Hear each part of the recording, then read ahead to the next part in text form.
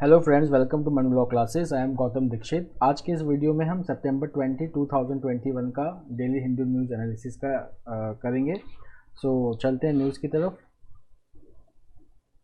So the first news which is coming is that the Punjab has got its new chief minister, Charanjit Singh Channi. So he's just a 49-year-old and he will be the state's new chief minister. So the Charanjit Singh Channi, he becomes the chief minister of Punjab after the resignation of Amrinder Singh, Captain Amrinder Singh. So Charanjit Singh Channi, he is the leader of the Punjab Congress legislature party. Now the second news is that NRC is final rules Assam Foreign Tribunal, but no notification yet from Registrar General of India. So registrar general of India जो है उन्होंने ऐसा कोई notification नहीं निकाला है। तो एक इशू है असम में जिसके लिए एक असम अकॉर्ड भी हुआ था। तो ये इशू हम थोड़ा सा इसको समझ लेते हैं। बांग्लादेश वॉर हैपेंड इन 1971 में बांग्लादेश वॉर हुआ था। इस वॉर के पहले पाकिस्तान आर्मी ने बांग्लादेश में काफ़ी ज़्यादा हिंदूज़ को और इवन मुस्लिम्स को भी जो मुजीबुर रहमान के सपोर्टर थे उन्हें टारगेट किया था। So what happened that during that time many of the Bangladeshis जो उस वक्त ईस्ट पाकिस्तान कहा जाता था before 1971, they fled to particularly three states in India, that is west Bengal, Tripura and Assam. अब असम में क्या हुआ कि ये जो माइग्रेंट्स आए बांग्लादेश से उसमें हिंदू भी थे, मुस्लिम्स भी थे। तो इससे थोड़ा सा एक वहाँ पे प्रॉब्लम हो गया कि जो वहाँ के जो इंडिजीनियस लोग थे उन्हें लगा कि ऐसे अगर बहुत ज़्यादा अगर माइग्रेंट्स आ जाएंगे तो हमारा जो कल्चर है वो चेंज हो जाएगा। तो इससे लेके बहुत ज़्यादा अपोजिशन हुआ था, एक मूवमेंट भी चला था which culminated into Assam accord. One of the requirement of this Assam accord was that those who have come after 1971 they will be identified and they will be deported back. Means वो असम में नहीं रहेंगे, बाकी जहाँ उनको रहना है रहिए। So that fulfilling the Assam accord the foreign tribunal was established in Assam to identify the migrants, the foreigners.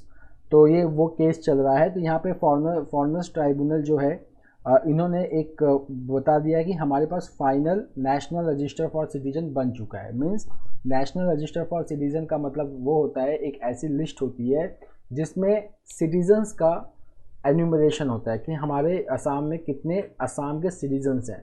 अब इसमें एक रूल है, ये रूल ये है कि किसी भी असम में रहने वाले आदमी को ये प्रूव करना पड़ेगा कि they were the citizens in living in Assam before 1971।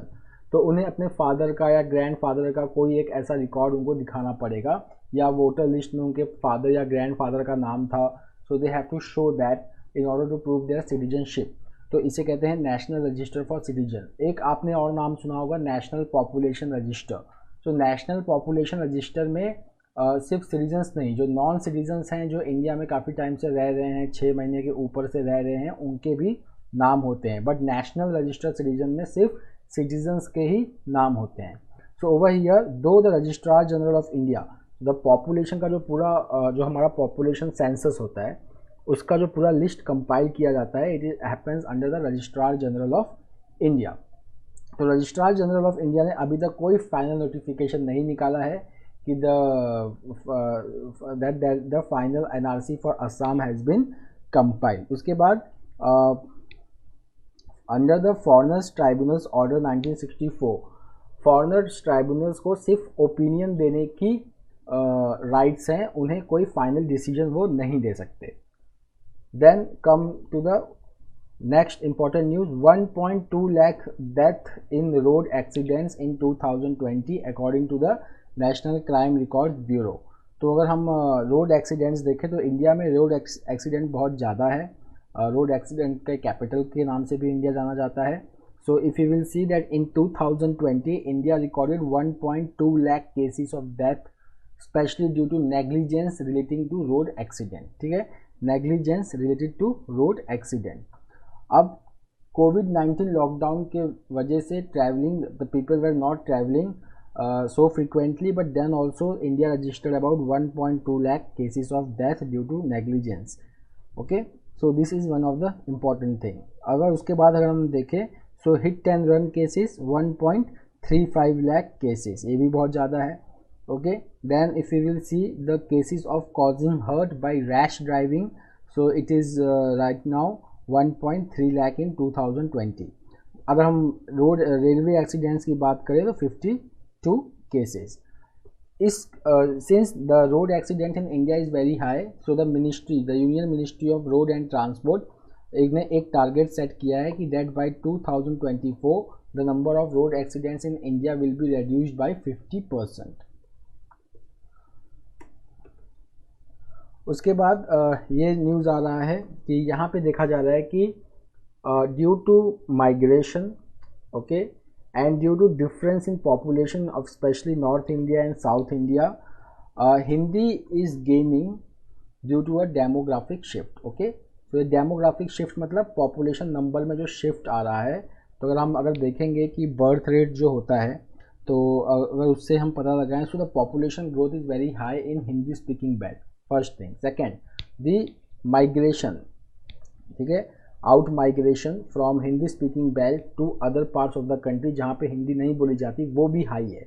तो इसकी वजह से क्या हो रहा है कि the Hindi is gaining it's currency very fast in India. अगर हम सिर्फ डेटा की बात करें तो पिछले 40 साल में हिंदी बोलने वालों लोगों की पॉपुलेशन अगर आप देखेंगे, so in 1971 the Hindi speaking population was 36.99% and in 2011 it is 43.63%। Okay, अब यहाँ पे क्या हो रहा है कि if you talk about the Hindi belt, तो most of the BIMARU states, ठीक है, बीमारू स्टेट्स लाइक बिहार, मध्य प्रदेश, राजस्थान, उत्तर प्रदेश, इसको हम बीमारू स्टेट्स कहते हैं।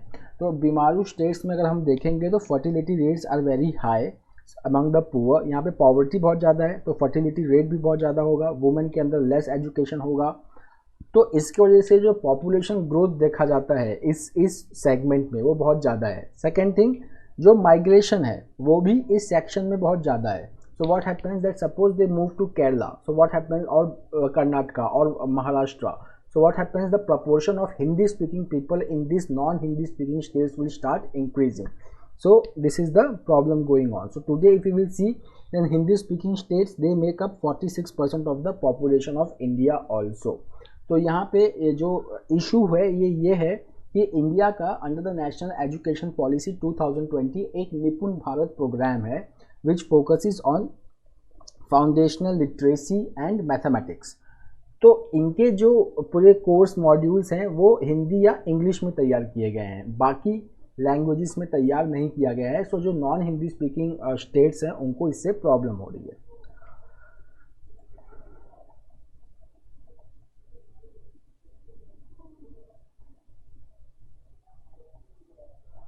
So we will come to editorial at the end of our lecture of this session। अब देखिए कुछ न्यूज़ ऐसा है जो आपको इंटरकनेक्ट करना है अफ़गानिस्तान से, क्योंकि इसके बारे में हम बात भी कर रहे थे कि क्योंकि अफ़गानिस्तान में तालिबान का अब रूल आ गया है, so this type of news are going to increase in the coming future. तो अब जैसे देखिए, जैसे कि मैंने आपको बताया है कि Iran, Afghanistan and Pakistan they are the part of the golden crescent. ये गोल्डन क्रेसेंट वो एरिया होता है which is the highest opium producing region in the world.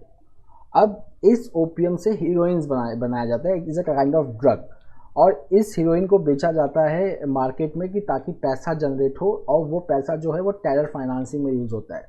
So this opium trafficking now we will see that it will increase in the Indian ocean region. तो उसी का एक news है कि 2,988 kg heroin has been seized in Gujarat.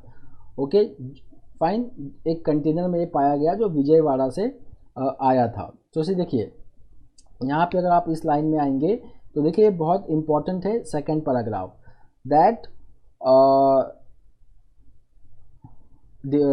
There is Afghanistan से ये बंदर Abbas port में शिफ्ट, पहले इसकी शिपिंग हुई जो ईरान में है, बंदर अब्बास पोर्ट इन ईरान, फिर वहाँ से उसको शिफ्ट किया गया मुंद्रा पोर्ट में which is in Gujarat, and there is a पूरा शक है कि ये पूरा कंसाइनमेंट अफ़गानिस्तान से आया था।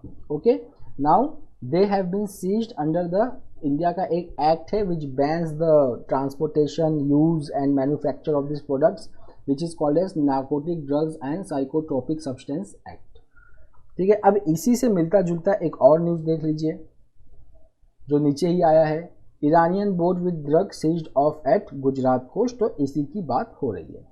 अब देखिए सेकेंड न्यूज़ और आई है जो बहुत ज़्यादा डिस्टर्बिंग है, वो क्या है, security alert on threat of human bombs. अब ये भी देखिए कहीं ना कहीं अफगानिस्तान में इस वक्त तालिबान ने तो पॉलिटिकल पावर कैप्चर किया, वहाँ पे ISKP Islamic State of Khorasan province, उसका जो वहाँ पे काफ़ी ज़्यादा एस्टेब्लिशमेंट हो चुका है, उसने अफगानिस्तान को इन्फिल्ट्रेट किया है। अब वो वहाँ से अपनी तैयारी कर रहा है बाकी रीजन को थ्रेट में पहुँचाने का। हम ये भी देखेंगे कि सिर्फ इंडिया में ही थ्रेट नहीं है, पाकिस्तान में भी थ्रेट है। जब हम फॉरेन पेज पढ़ेंगे तो देखेंगे कि पाकिस्तान में भी थ्रेट बढ़ चुका है, specially in the region which is very near to Afghanistan. अब देखिए ये पूरा मॉड्यूल समझिए कि इस्लामिक स्टेट का एक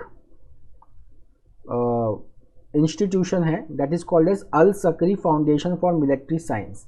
इसने एक मैनुअल रिलीज़ किया है in different languages which talks about making explosive belts and vest, okay, at the same time it also teaches how to make explosive belts with using different chemicals। उसके साथ साथ ये भी बताता है उस मैनुअल में कि कैसे साइबर सिक्योरिटी एजेंसीज को इवेड करना है, ओके। उसके बाद ये भी बताता है कि आपको जो जगह जगह पे जो कैमराज लगे होते हैं उनको कैसे इवेड करना है, so they can evade it by deserting the locations, okay, they can change their outfits, they can change their body shape and they can evade the security agencies. So this has become a concern for the security enforcement agencies in India. So they have released an alert for the human bombs। ये हाल city और district police को भेजा जा चुका है, okay.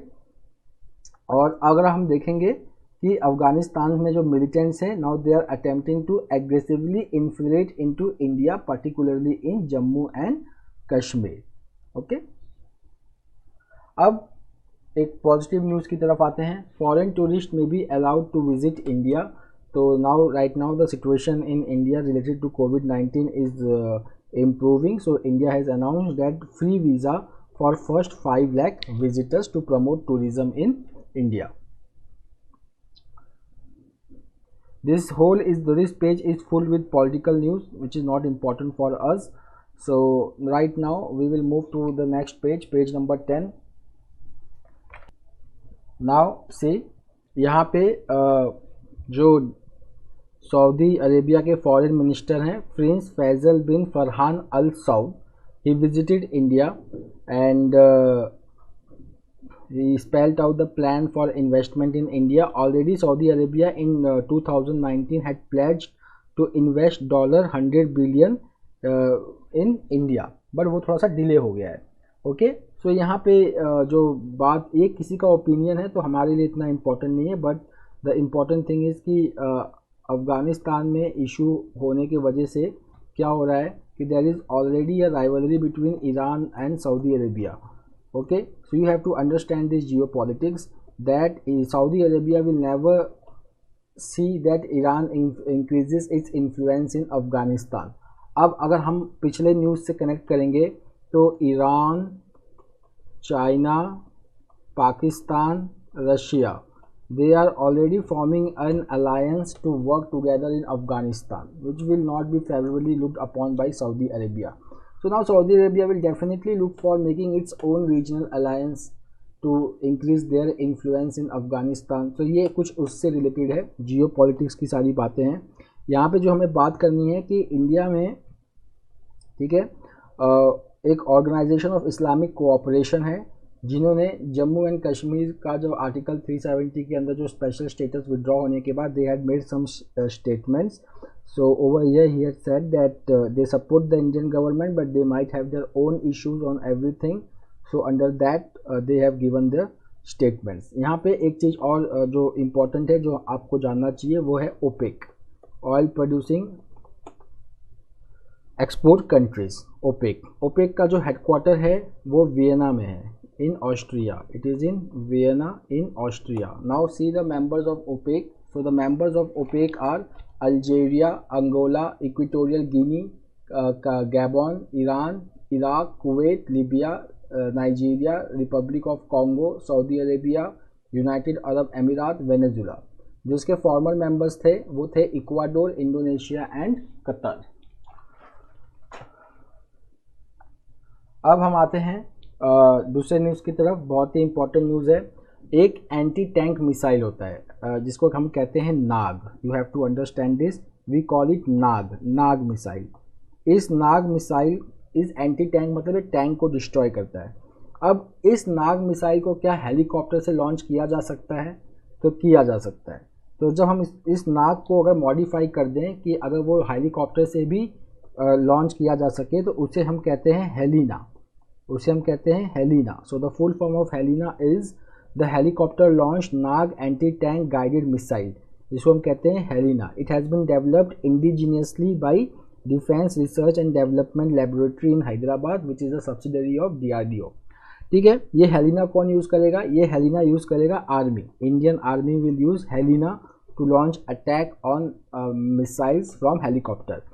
Now helicopter is also used by Indian air force. ठीक है, when they use HELINA, when air force use HELINA, तो हेलिना का नाम चेंज होकर ध्रुव अस्त्र हो जाता है। क्या हो जाता है? Dhruv Astra. So that is the difference between Helina and Dhruv Astra. Say they all are the modified version of Nag missile. अगर उसको हम कहते हैं the helicopter launch Nag anti tank guided missile Helena.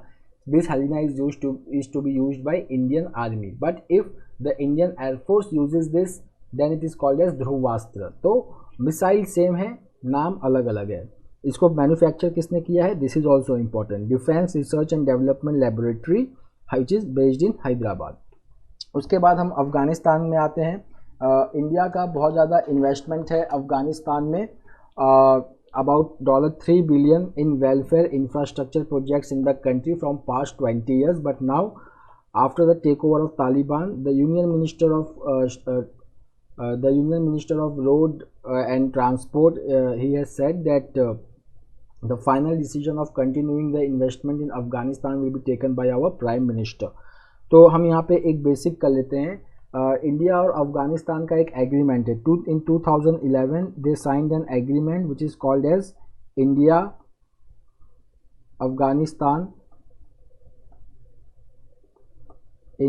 Afghanistan strategic partnership agreement. ठीक है, इस एग्रीमेंट के अंदर India has made an investment in education, technical assistance. India has built roads and dams. Popular among them is Salma Dam, जिसको Afghan India friendship dam भी कहते हैं। It is in the Herat province. अब हम थोड़ा सा फॉरेन न्यूज़ की तरफ आते हैं। तो हम देखते हैं कि यहाँ पे जो है, देखिए ये न्यूज़ जो है it is related to AUKUS, a new trilateral group comprising of Australia, UK and US. It is a trilateral group formed with the increasing the role in Indo-Pacific region. Okay, the aim is to promote open, inclusive and free Indo-Pacific region. So AUKUS group बना है। इस group के अंदर for 18 months US will supply nuclear powered submarine to Australia for 18 months for carrying out reconnaissance in Indo-Pacific region. अब जब Australia was assured of nuclear powered missile supply from US, so Australia cancelled the already contracted deal with France of supplying 12 conventional diesel electric submarine by the France company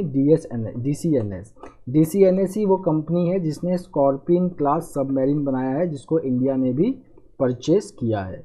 okay, so the whole issue is going about that France ने इसके cancellation of contract के against France had registered its protest and now to settle the row between France and Australia the US president will shortly be visiting France. अब हम तालिबान पे आते हैं। तालिबान अपने हर वादों को तोड़ते हुए चले जा रहा है। The biggest casualty of the Taliban takeover is women. तो अब पहले तो तालिबान ने कहा था कि they will respect the human rights, but now they have asked the women, especially in cities, to stop going to their jobs. They have asked the women to stop returning to the schools. Okay, they have also replaced the Women Affairs Ministry with the Ministry of Propagation of Virtue and Prevention of Vice. ठीक है, तो here the Taliban is backtracking from its promises. Now Hong Kong में जो new security laws आए थे और जो new electoral laws आए थे उसके तहत क्या होता है कि एक इलेक्शन कमिटी होती है. This election committee they elect the legislative members of Hong Kong. So now what is happening that China has ensured that only the pro-China people become the part of the election committee. So in protest to that, many of the Hong Kongers are not participating in the election. Now coming to the sport news. In sport news, the only important news for today is that Sharmada Balu and Saravya Shivani, they beat the top seed Delaney Hewitt of US and Elena Milovanovic of Serbia in ITF Women's Tennis in Monastir, Tunisia. So this is the one-liner news, important, and since it is related to a women sports person, so it becomes important, more important, because Elliot and Clad are focusing on that. Now हम editorial की तरफ चलते हैं. आज हम important editorials को देखेंगे और हम आज इस पेज से स्टार्ट करते हैं. नाउ सी, ये बहुत ही इम्पोर्टेंट एडिटोरियल है आज का. I will suggest you to read 2 to 3 times to understand the process that what exactly happened in Afghanistan and how the US policy has created more problem in the Middle East region and worldwide. तो अब आप इसको समझने के लिए आप ये समझिए कि एक US जो है since start is focusing on regime change war. It is focusing on regime change war. Instead of focusing on eliminating the terror, US का पूरा फोकस रहता है regime change war पे. तो जैसे कि the author start saying that US invaded Afghanistan in 2001, okay, with the view to eliminate Afghanistan and to topple the government of Taliban, sorry, to eliminate al Qaeda and to topple the government of Taliban. So यहाँ पे क्या होता है कि US पहले अफगानिस्तान से al Qaeda को eliminate करता है, फिर तालिबान को टॉपल करता है. ओके, तो उसका जो पूरा फोकस था वो रेजिम चेंज पे पूरा चले जाता है. Okay, they shift the focus from eliminating the terror from Afghanistan and world wide and destroying it's network.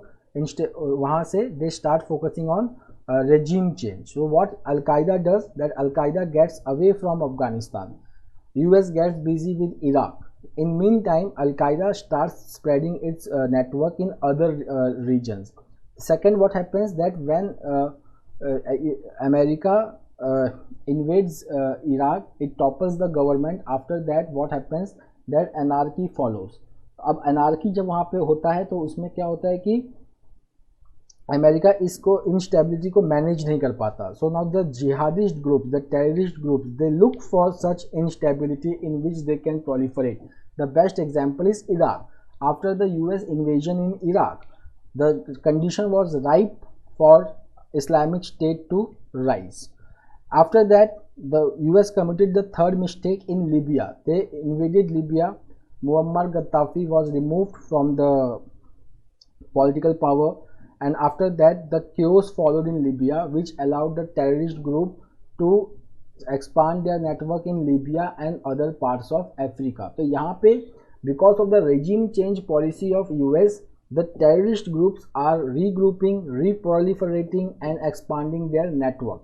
Okay, and now this thing has led to some other problems also. जैसे कि whenever US invades Afghanistan, it always leads to proliferation of terrorist groups.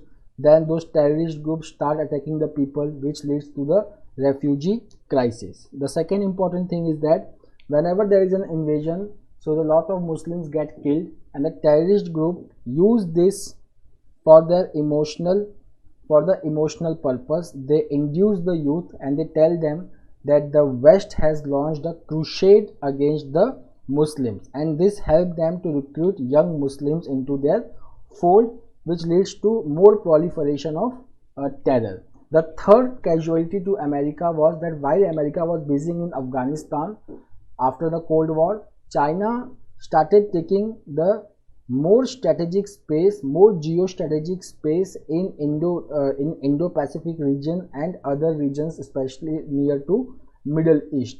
So US now saw that it has lost a strategic space to China because it was too much focused on Afghanistan. So now this is also one of the reasons that why America abruptly ended the Afghanistan occupation. Okay, so this is the thing. Now at last the author says that, but this doesn't mean that America has become weak. Okay, because in past also in 1970s, if you will see, so America had to withdraw from Vietnam. In 1978 the communists assumed power in Afghanistan, and then in 1979 Iranian revolution, US lost Iran also, but then also within 2 years US rebounded back. Okay, fine. So author says over here that because of the America's withdrawal and the perception which has grown among other countries like Iran, Russia and China. अगर आप देखोगे तो आज इन्हीं 3 country को US से problem है, Iran, Russia और चाइना को. तो इनको ऐसा लगता है कि यस यूएस कैन बी, मतलब यूएस को हम चेक कर सकते हैं. ओके, पर अगर यूएस को अगर रिबाउंड करना है ग्लोबल स्पेस पे, so they have to give up their neo conservatism policy and they have to talk about the realism. Now coming to the next editorial, empathy through education. यहाँ पे social and emotional learning की बात हो रही है, the importance of social and emotional learning. So if you will see that it defines that SEL is the process of learning to recognize and manage emotions and navigate the social situations effectively. तो अगर हम कल को emotionally strong individuals produce करना चाहते हैं, so the role of social and emotional learning is very immense. Why? Because social and emotional learning leads to development of 2 things. One is empathy, second is mind. तो empathy का मतलब समझिए, empathy is the ability to understand another person's emotions and be aware of what they are feeling. Theory of mind का मतलब होता है कि दूसरे के इंटेंशन को, नॉलेज को और बिलीफ सिस्टम को समझना और इसको एक्नॉलेज करना कि they can be different from us. This both things are very important to develop greater social skills, regulating the emotions and to be successful in the life. Okay, now यहाँ पे ये बताया गया है कि because of the pandemic schools were closed, students stopped coming to school, so they were not interacting with the environment, they were not developing the social relationships with other students and teachers, and there was no shared physical space.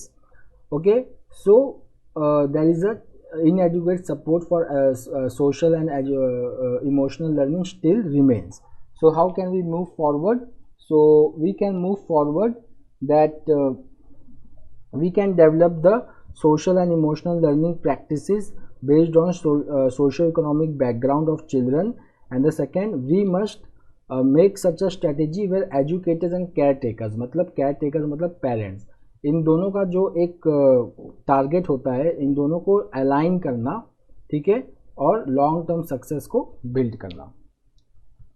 Now coming to the third one, holding TNCs accountable. TNCs का मतलब होता है transnational corporations, या इसको आप MNCs भी कह सकते हो. यहाँ पे MNCs ह्यूमन राइट्स फॉलो करते हैं कि नहीं, और उनको करना चाहिए, ये पूरा डिस्कस हुआ है.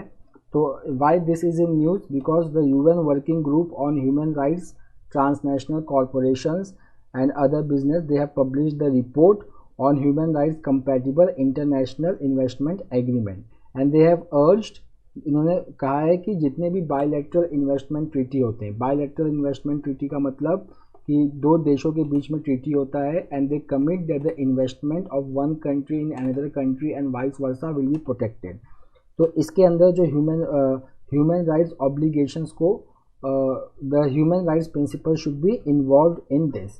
तो इसमें अगर हम देखेंगे इसकी हिस्ट्री, तो इसकी हिस्ट्री स्टार्ट होती है 1975 में, when the former US secretary of state Henry Kissinger he first said in the UN General Assembly that international community should articulate standards of conduct for TNCs, ठीक है, but this idea was abandoned in 1992। उसके बाद क्या हुआ कि 1992 में neo liberal project जो था, नियो लिबरल पॉलिसीज जो थे वो प्रोलिफरेट किए और the many countries they sign BITs। अब BITs में क्या था, a developing country had to honour the investment of developed country, so the rights were conferred upon the foreign investors but they were not given any obligations।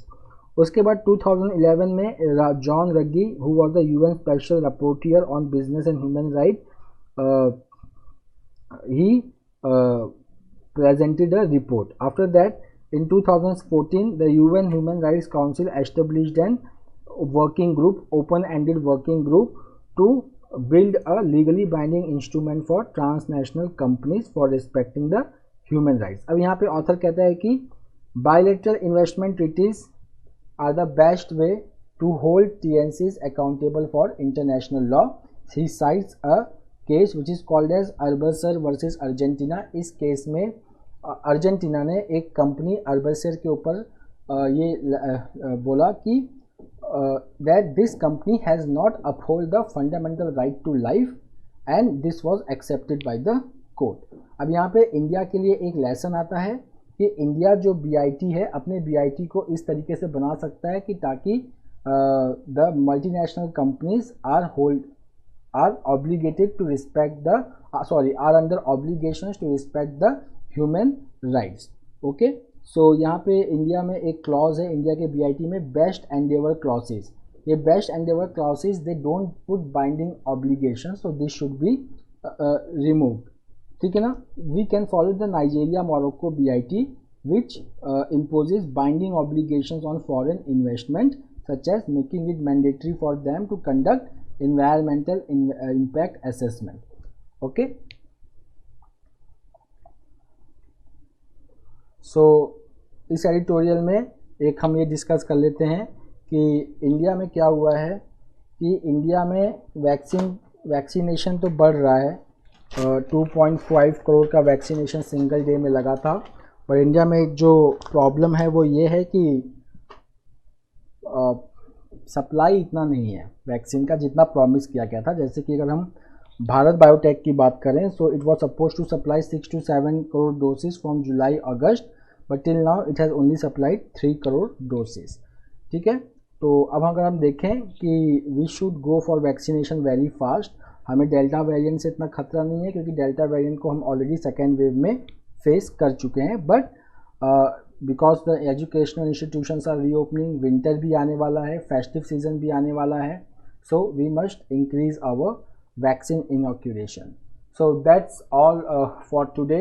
We will meet again tomorrow with a new Hindu analysis। Till then, take care, thank you, have a nice day।